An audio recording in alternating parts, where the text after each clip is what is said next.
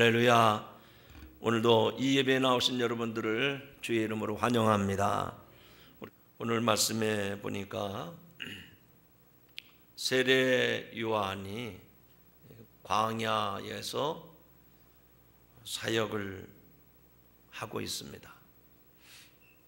예수님보다 먼저 이 땅에 왔던 세례 요한, 그의 사역의 내용을 보니까 사람들이 들을 때 충격적인 사역을 합니다. 말씀을 선포하는데 여러분, 예수 믿으면 복 받습니다, 형통합니다, 좋은 일이 많습니다, 그런 메시지를 전하지 않고 전혀 반대의 메시지를 전합니다. 회개하라, 천국이 가까웠느니라. 교회에 은혜 받으려고 하는데 한 사람 한 사람 붙잡고 회개하세요, 회개하세요. 그러면 여러분 기분 좋겠어요? 하기는 하겠지만 마음이 무겁겠죠. 세례 요한이 사람이 있든 없든 광야에서 외칩니다. 거기 사람들이 인산인해를 이룬 것도 아닙니다. 그런데 사람이 있든 없든 듣든 아니 듣든 회개하라, 천국이 가까웠느니라 라고 선포합니다. 복음 사역을 감당하고 있는 세례 요한의 모습을 보면 저 사람이 무슨 일을 하나 싶을 정도로 행색이 남루합니다. 겉옷을 걸치고 있는데 약대 털옷을 걸쳤다고 했습니다. 그가 먹는 음식을 보니 메뚜기와 석청을 먹고 있었다고 그랬어요. 그런데 그의 입에서 쏟아지는 말씀들은 사람들의 심령에 칼과 같이 비수처럼 꽂히는 말씀을 선포합니다. 얼마나 많은 기사와 이적을 행하는지 광야에 아무도 없는 줄 알았는데 이 세례 요한의 말을 듣고 사람들이 그에게 몰려옵니다. 그리고 그에게 찾아오는 저 바리새인들과 사두개인들을 향해서 거침없는 독서를 품습니다. 회개하라, 독사의 자식들아, 회개에 합당한 열매를 맺으라고 세례 요한이 선포를 합니다. 또 그들을 향해서 증거한 말씀을 들어보면 당신들은 속으로 생각하기를 우리 조상이 아브라함이라고 말하지 말라. 하나님이 원하시면 여기 있는 돌들로도 아브라함의 자손이 되게 할 수 있다고. 거침없이, 주저함 없이 그 당시 하나님을 잘 믿는다고 자부하는 바리새인들과 사두개인들을 향해서 독서를 품습니다. 그래서 많은 사람들이 세례 요한을 보고 저 사람이 메시아인가? 저 사람이 정말 그리스도인가? 생각하게 했습니다. 그래서 공식적으로 예루살렘에서는 제사장과 레위인들이 이 세례 요한에게 찾아가서 묻습니다. 네가 누구냐? 우리를 향해서 회개하라고 외치는 당신이 도대체 누구냐? 여러분, 그들이 물었던 이 질문처럼 하나님께서 오늘 저와 여러분에게도 똑같은 질문을 하십니다. 네가 누구냐? 오늘 이 자리에 와서 있는 저와 여러분, 하나님이 저와 여러분에게 물어보십니다. 네가 누구냐? 당신이 누구냐? 여기에 대해서 우리도 세례 요한처럼 대답할 수 있어야 됩니다. 하나님이 나에게 물어보시는데 내가 이런 사람입니다, 대답을 못하면 내가 신앙을 가진 사람으로서 왜 신앙생활을 하는지, 어떻게 살아야 되는지, 내가 누구인지 자기가 자기를 모르는, 자기 정체성을 잃어버린 그런 삶이 되고 마는 것이죠. 세상에 많은 사람들이 있는데 자기가 누구인지를 정확하게 알고 살아가는 사람이 있는가 하면 내가 누구인지를 모르고 살아가는 사람이 있어요. 그저 세상 물길 흘러 내려가듯이 내 인생을 그냥 그렇게 살아가는 사람. 하나님 오늘 이 아침에 저와 여러분에게 물어보십니다. 아무개 너는 누구냐? 오늘 말씀을 살펴보니까 세례 요한은 종교 지도자들을 이렇게 묻는 질문에 대해서 자기가 이런 사람이라고 말하지 않습니다. 내가 주의 종입니다. 내가 주의 복음을 전하는 사역자입니다. 하나님의 사자입니다. 이런 말 한마디도 하지 않습니다.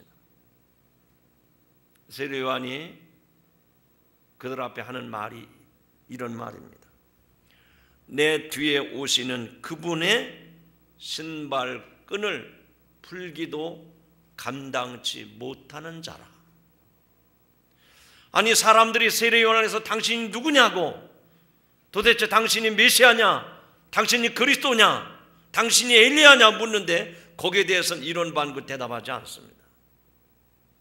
다만 내 뒤에 오시는 한 분이 계신데 그분의 신발끈을 엎드려서 풀어드리기도 나는 감당할 수 없는 사람이라고 그렇게 얘기합니다. 그러면 세례 요한은 지금 누구를 얘기하는 겁니까? 자기는 숨겨줘도 상관없어요. 자기는 드러나지 않아도 상관없습니다. 내 뒤에 오시는 분을 드러내는 그 일을 하는 사람이 세례 요한입니다. 세례 요한이 그런 대답을 하자 그를 둘러싸고 있는 사람들이 웅성거리기 시작합니다. 그렇다면 저 사람 뒤에 오시는 분이 누구일까? 저 세례 요한이 광야에서 회개하라, 바리새인들과 사기관들을 향해서 독사의 자식들아 회개에 합당한 열매를 맺으라고 그렇게 소리쳤던 저 사람 뒤에 오시는 분은 과연 어떤 분일까? 세례 요한이 풍기는 분위기는 심상치가 않았습니다. 약태터를 입고 허리에는 가죽띠를 띠고 메뚜기와 석청을 먹는 그 모습은 마치 구약에 기록된 선지자의 모습과도 같습니다. 게다가 그는 요단강에서 많은 사람들에게 세례를 베풀었습니다. 그의 세례도 역시 마치 엘리야의 예언을 떠올리게 했습니다. 그래서 사람들은 그를 예언자라고 했습니다. 아니 어떤 사람은 그가 메시아일 거라고 이야기합니다. 그래서 바리새인들과 서기관들과 제사장 종교 지도자들이 요한에게 다가갑니다. 아마 그의 존재가 종교 지도자들에게 포착될 만큼 대단한 존재처럼 느껴졌습니다. 그래서 예루살렘에서는 교회를 대표해서 지도자 한 사람을 세례 요한에게 보내서 묻습니다. 내가 누구냐? 우리에게 말하라. 당신이 엘리야냐 아니면 선지자냐, 당신이 그리스도냐? 그렇게 물을 때 요한은 한치의 망설임도 없이 나는 아니다라고 말합니다. 그러자 다시 묻습니다. 너는 누구냐? 이제 요한이 자신을 설명합니다. 나는 선지자 이사야 예언과 같이 주의 길을 곧게 하라고 광야에서 외치는 자의 소리다. 당신이 그리스도도 아니요, 엘리야도 아니요, 선지자도 아니라면 어찌하여 세례를 베푸는가? 라고 묻습니다. 그때 요한은 또 대답합니다. 나는 다만 물로 세례를 베풀 따름이요, 그런데 당신들이 알지 못하는 한 사람이 당신들 가운데 서 있습니다. 나는 그분의 신발끈을 풀어드릴 자격조차 없는 사람입니다. 여러분은 신발끈을 누가 매줍니까? 여러분이 매시죠? 혹시 다른 사람이 여러분의 신발끈을 매주는 사람이 있습니까? 우리 시대는 그런 사람이 없습니다. 그런데 그 당시에는 신발끈을 매주는 사람이 있어요. 내 집에 두고 있는 노예, 짐승처럼 일을 시키는 그 노예는 주인이 신발을 신을 때 엎드려서 구부려서 주인의 신발끈을 묶어주는 사람이 노예가 하는 일입니다. 그런데 이렇게 독소를 품으면서 회개하라고 외쳤던 그 세례요한은 내 뒤에 한 분이 오시는데 나는 그분의 신발끈을 풀어드릴 자격도 없는 사람이라고. 자신은 낮추고 자기 뒤에 오시는 이를 부각시키는 세례요한의 모습을 볼 수가 있습니다. 아무리 보아도 모든 사람들의 이목을 집중시키기에 충분한 세례요한의 행동이요 그의 말임을 보게 됩니다. 과연 저 사람 뒤에 오시는 분이 누구이기에 저 사람은 신발끈도 못 풀겠다고 하는가? 요단강에서 많은 세례를 베풀고 많은 기사와 이적을 행하고 광야에서 그렇게 말씀을 선포하는 저 사람 뒤에 오시는 분이 어떤 사람이기에 저렇게 세례요한은 자기를 드러내지 아니하고 그분을 부각시키는 것일까? 세례요한이 자기 뒤에 오시는 이를 부각시킬 만한 충분한 이유가 있었다는 사실을 그가 전하는 메시지를 통해서 살펴볼 수가 있습니다. 세례요한은 자기를 절대로 드러내지 아니하고 자기 뒤에 오시는 분을 확실하게 분명하게 증거하고 있습니다. 오늘도 성탄절을 앞두고 이 자리에 나와서 예배하는 여러분들에게 틀림없이 하나님 물어보실 거예요. 아무개 장로야, 네가 누구냐?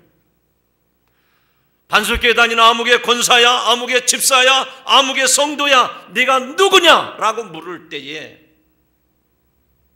저는 아무것도 아닙니다.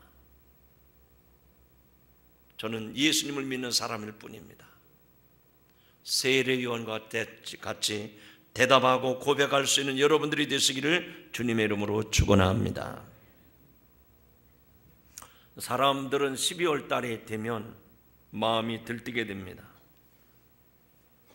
거리에서는 화려한 조명의 크리스마스 트리와 기분 좋게 울려 퍼지는 재밌는 크리스마스 캐롤이 쏟아집니다.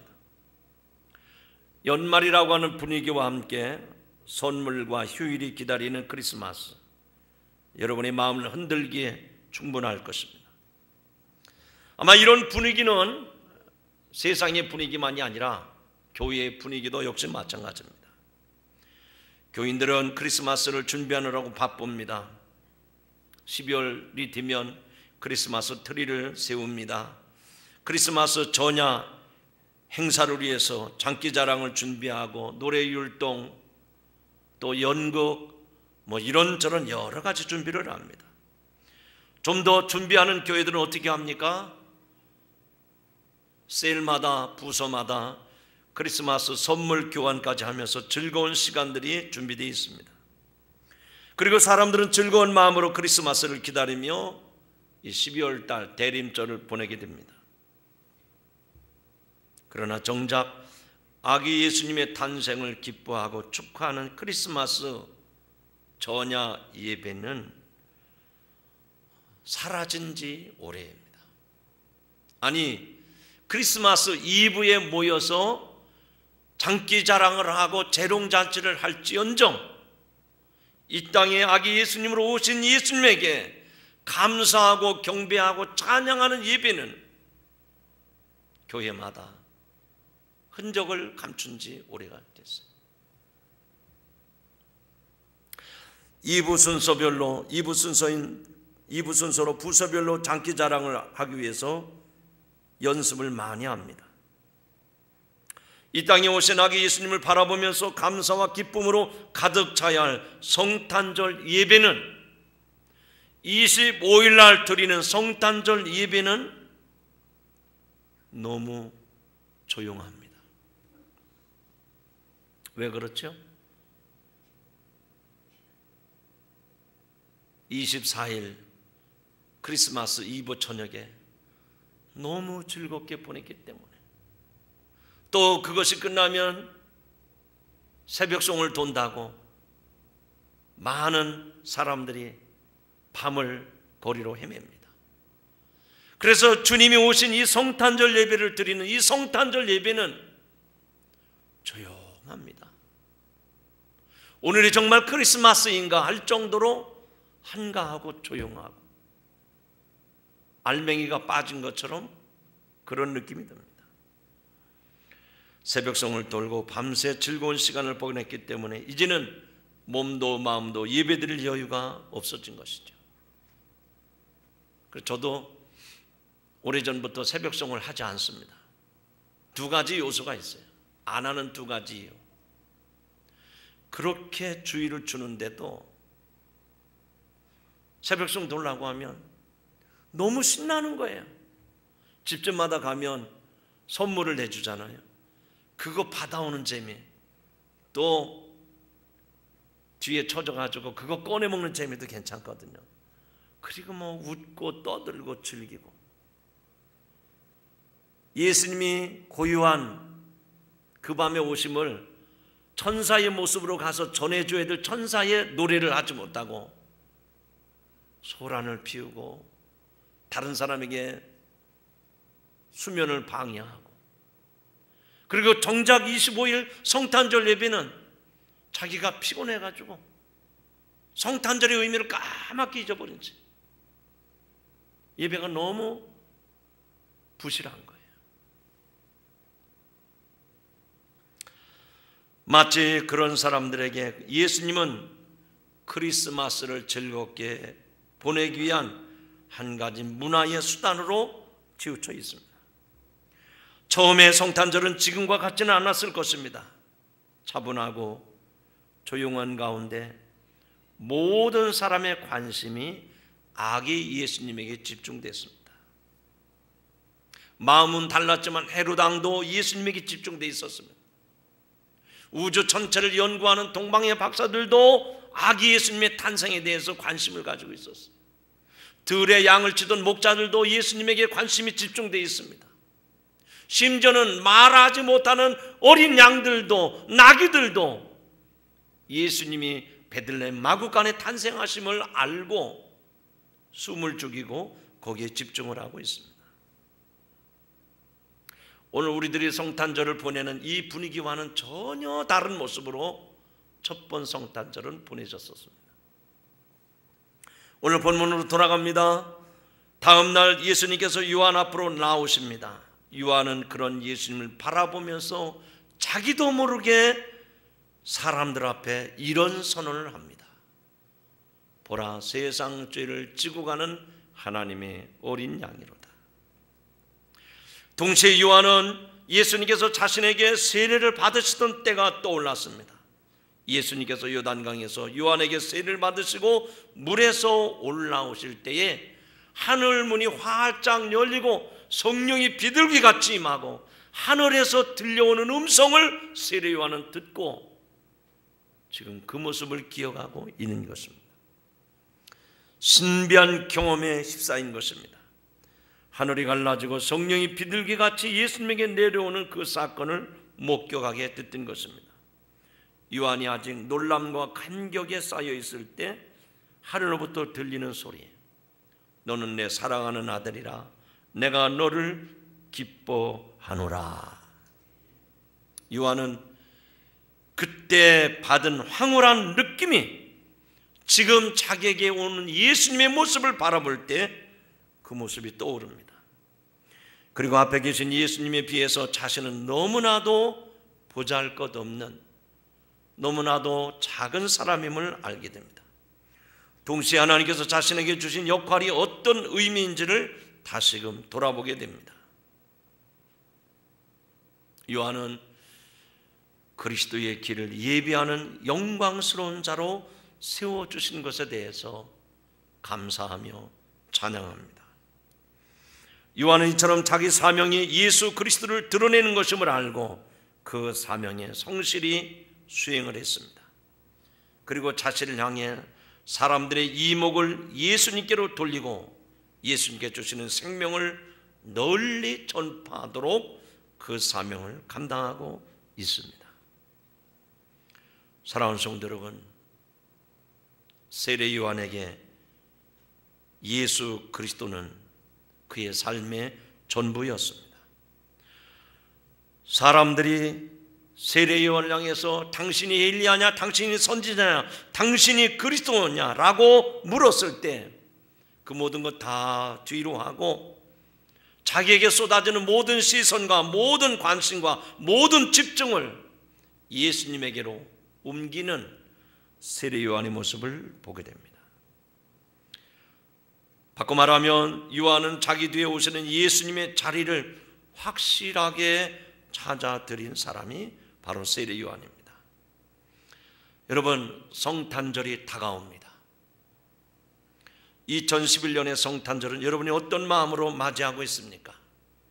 오늘 하나님께서 주신 이 본문의 말씀에 나오는 세례 요한의 모습을 통해서 여러분도 세례 요한처럼 예수님의 자리를 찾아드리는 성도가 되기를 주의 이름으로 축원합니다.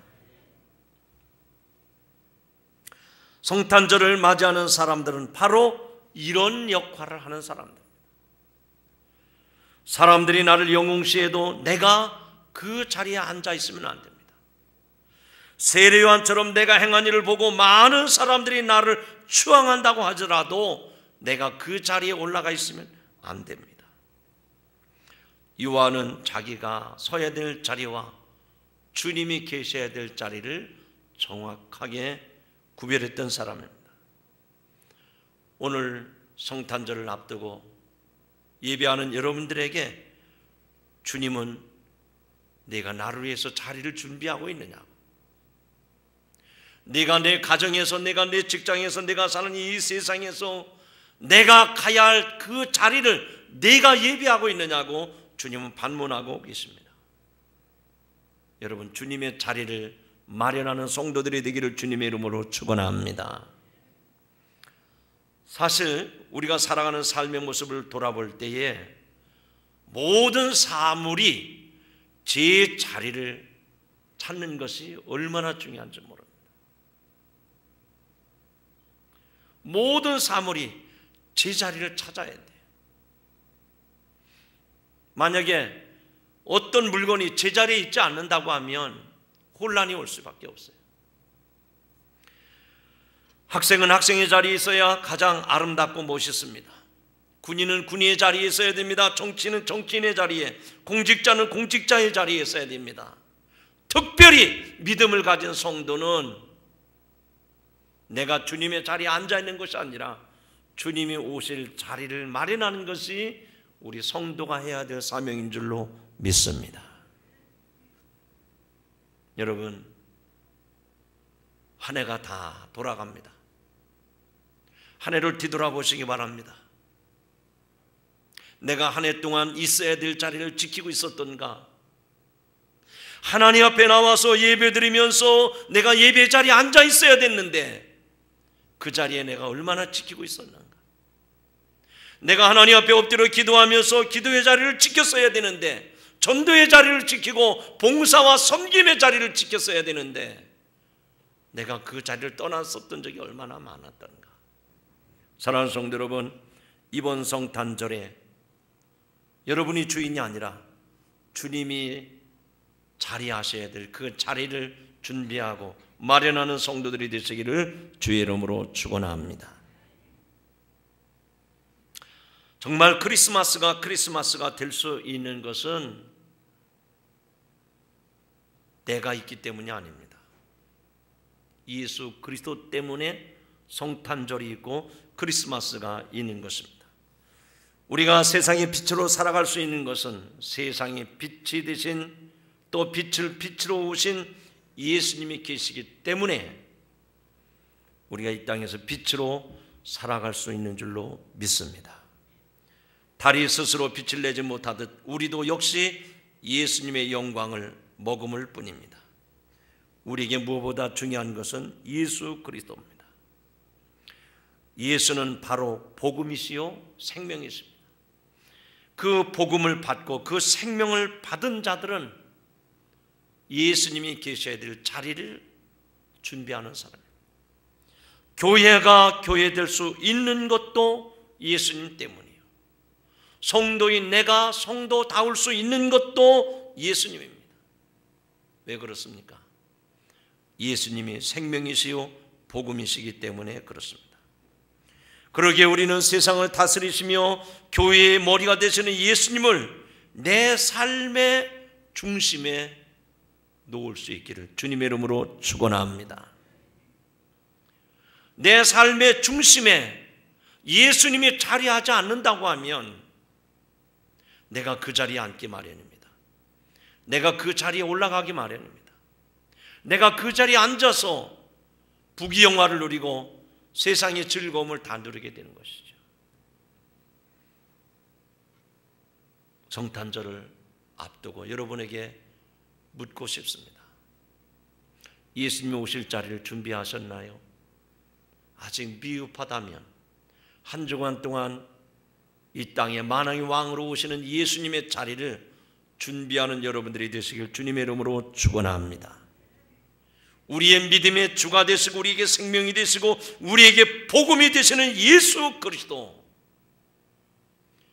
그분은 저를 사랑하시기 때문에, 여러분을 사랑하시기 때문에 하늘의 영광스러운 그 자리를 내려놓고 낮고 천한 이 땅에 저와 여러분을 구하시려, 저와 여러분을 사랑하시고 여러분을 살리시기 위해서 하늘의 자리를 버리고 오신 줄로 믿습니다. 그렇다면 나도 역시 그 주님의 사랑을 받은 사람이라면, 그 주님의 은혜를 입은 사람이라면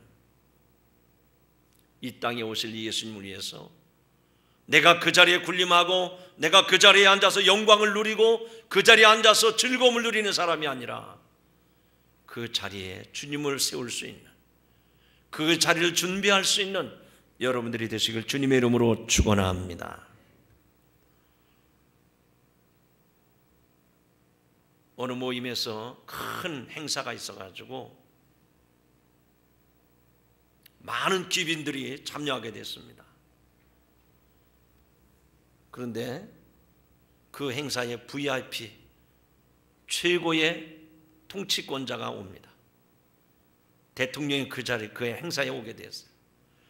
다른 사람들의 자리는 다 준비되어 있는데 통치권자가 앉을 자리가 없다면 여러분 어떻겠습니까? 모든 행사에 가보면 자리가 다 배정되어 있죠. 그리고 그 자리 뒤에 누가 앉을 자리라고 다 팻말이 붙어 있습니다. 여러분, 예수님이 이번 성탄절 이 교회에 오십니다. 여러분의 가정에 오십니다. 여러분의 심령 속에 예수님이 오십니다. 즐겁게 행복하게 이번 연말을 보내려고 열심히 준비했는데 예수님이 오셨는데도 예수님이 거하실 자리가 없는 거예요. 이 교회에 오셨는데도 예수님이 발걸음을, 예수님이 좌정하실 자리가 없는 겁니다. 여러분의 마음속에 문을 두드리고 오셨는데도 예수님이 거할 자리가 없는 거예요. 2000년 전 유대 땅 베들레헴에서 예수님이 탄생하셨을 때 나귀들은 자기들이 거하는 마구간을 비워서 예수님을 맞이했습니다. 나귀는 자기의 여물통, 자기의 먹이통, 그 말구유를 비워서 예수님이 편히 쉴 수 있도록 예수님이 누울 수 있는 요람으로 그 자리를 내어놓았습니다. 여러분, 이번 성탄절에 예수님을 맞이할 준비가 되셨습니까? 여러분, 예수님을 위해서 자리를 준비하고 있습니까? 이 한 주간 예수님이 거하실 자리를 준비하는, 그래서 그야말로 대림절, 대강절, 예수 그리스도가 나의 주님으로 오신다고 하면 그 주님이 좌정하실, 그 주님이 거하실 그 자리를 준비하는 성탄절이 되기를 주님의 이름으로 축원합니다. 그럴 때 우리의 빛이 나고 우리의 사명이 드러나게 되는 거예요. 예수님이 좌정하실 자리도 없는데 우리끼리 즐겁게 행복하게 선물 교환이나 하고 먹고 마시고 즐긴다고 하면 주님과 상관없는 성탄절이 되고 말 것입니다.